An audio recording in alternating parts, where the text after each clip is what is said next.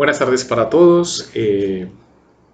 Mi nombre es José Fernando Patiño Torres, soy profesor de la Universidad Federal de Tocantins en Brasil. El título de mi conferencia se llama Teoría de la Subjetividad, una innovación en educación superior. Yo quiero manifestar mi alegría por estar aquí con ustedes. Sé que vamos a tener un momento en el que vamos a conversar en vivo porque esta conferencia ha sido grabada previamente, justamente para nosotros evitar cualquier situación tecnológica o técnica que pudiese complicar su presentación. Quiero iniciar comentando que mi presentación está completamente vinculada a Fernando González Rey y quiero dedicarle esta presentación a Fernando, que ha sido un gran maestro para muchos en la psicología. Particularmente fue mi gran amigo, un hermano, un compañero, un padre. Fernando fue mi orientador de tesis de doctorado en educación en la Universidad de Brasilia y entonces buena parte de lo que yo les voy a presentar está relacionado no solamente con el legado de González Rey como autor de la psicología y de la ciencia en general, sino también con buena parte de lo que vivimos juntos, de lo que aprendimos juntos en más de una década de trabajo ininterrumpido, principalmente en Brasil, pero también en otros países. También quiero decirles que esta presentación está relacionada con una serie de universidades y grupos de investigación con los cuales yo trabajo actualmente. Principalmente estoy trabajando con mi colega y amigo Lewis García en la Universidad de Santo Tomás en Bucaramanga. Y aprovecho la oportunidad para agradecerle a Lewis la invitación de esta conferencia y de este evento tan importante en el que colegas, estudiantes, estamos aquí reunidos para pensar temas de educación, temas de la psicología, temas de la subjetividad, temas de la investigación, sin duda alguna. Y tenemos una serie de alianzas, Santo Tomás, Universidad de AFIT de Medellín, Universidad de Brasilia aquí en Brasil, UniCEUI, que es el Centro Universitario de Brasilia también en Brasil, y mi universidad, en este caso Universidad Federal de Tocantins. Lo que yo les voy a exponer es la experiencia de cerca de 17 años de práctica docente, de investigación en universidades, ahora recientemente vinculado a una universidad brasilera. Y por supuesto intentaré hacer la conexión entre la subjetividad, que es lo que ya trae en temas de innovación, y cómo podemos vincular esas innovaciones que la subjetividad nos trae en diferentes aspectos epistemológicos, teóricos, metodológicos, como lo iré mostrando. Lo primero que yo quería para iniciar el debate era proponer ya una frase que Foucault había dicho cuando él planteaba que la psicología no es un nacimiento a otra cosa que a la segregación. ¿Y por qué yo voy a poner esto? Porque la psicología y la educación han sido disciplinas sumamente subalternas en los procesos de movimientos sociales, en los procesos de crecimiento de la sociedad nuestra. En Latinoamérica hemos bebido de forma acrítica muchas teorías eurocéntricas y estadounidenses principalmente, pero también soviéticas y recientemente rusas y de otros lugares que no nos han permitido ciertamente bajo esa sombra de la subalternidad desarrollar teorías propias. Yo creo que la subjetividad desarrollada por Fernando González Rey, que es un autor latinoamericano cubano, la subjetividad sí es, digamos, una apuesta por una por una teoría y un método y una epistemología producida en América Latina, pero que no se restringe ciertamente a América Latina. La segregación ha sido un elemento fundamental de la psicología y que incluso eh, produjo varios de los, digamos, grandes crímenes de la humanidad.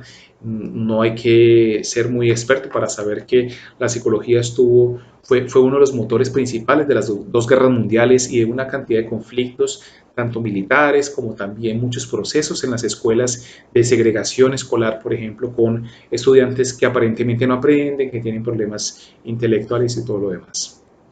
Yo también quería decir que la psicología en sus primordios, por ese carácter que he dicho acrítico, ella se constituyó como una disciplina y una ciencia, falsa ciencia, digámoslo, ateórica, porque justamente comenzó a vivir los campos conceptuales de otras áreas que no le correspondían ciertamente de acuerdo al tipo de problemas psicológicos que debía tratar.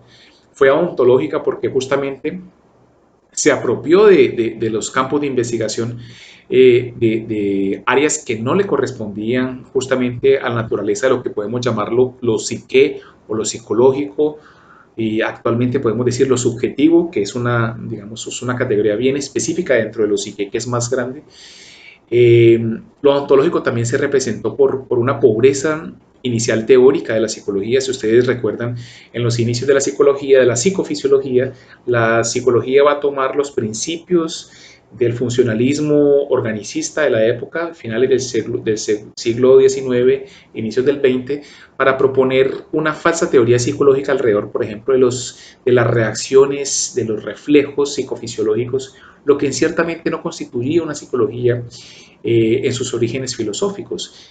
Un grave problema y que creo que atraviesa, y ustedes lo deben saber, todos esos problemas que estoy mostrando en el slide, es justamente que la psicología se separó de su matriz de origen, que fue la filosofía, y se separa con intereses más políticos que epistemológicos, justamente para dejar de lado la filosofía, que empezaba a ser considerada obviamente como un área de conocimiento poco productiva, poco interesante, obviamente en los albores de la explosión del capitalismo, en este caso una primera modernidad acelerada en términos industriales. Pero también fue una psicología empirista. Yo recuerdo mucho y coloco esa frase siempre de una profesora de nosotros, Lewis. Se recordará cuando yo voy a hacer este comentario que ella decía: el dato habla por sí mismo, usted no tiene que pensar, investigadora, investigador, usted lo que tiene que simplemente es dejar que los datos se expresen, y usted simplemente puede quedarse callado en su investigación, en su presentación, que usted no necesita de más.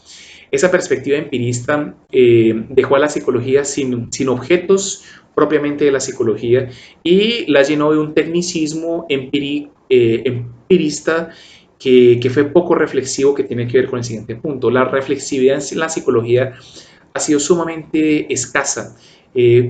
Prueba de ello ha sido que los marcos epistemológicos de la psicología son muy plurales por un lado, pero por otro no han tenido la suficiente autocrítica que deberían haber tenido. La psicología suele validarse a sí misma, y no en comparación, por ejemplo, con otros campos de conocimiento, porque inclusive la interdisciplinariedad es para la psicología algo problemático, lo que no debería ciertamente ser. Todos esos aspectos también se conjugaban alrededor de un espíritu universalizante. ¿Qué quiere decir universalizante? Que la psicología comenzó a crear, mediante una cierta lógica instrumentalista crítica, a crear test psicológicos, y la educación copió bastante esa idea, de intervenir en poblaciones inclusive cultural y racialmente tan diferentes a las que habían producido esos instrumentos de evaluación o esos instrumentos de medición.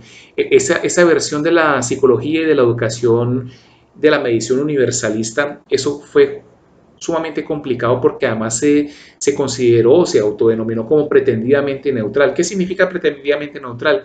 Que yo aplico un instrumento, que yo hago un tipo de intervención, pero yo soy absolutamente silencioso en relación, por ejemplo, con los efectos, tanto directos como colaterales, que tiene mi acción sobre los otros. Yo no tengo ninguna posición, por ejemplo, social o cultural o inclusive política con respecto a lo que yo hago. Yo voy a mostrar que la subjetividad va a descristalizar esa dimensión de la educación y la psicología como unas áreas pretendidamente neutrales, y las va a confrontar para preguntarles: ¿usted quién es?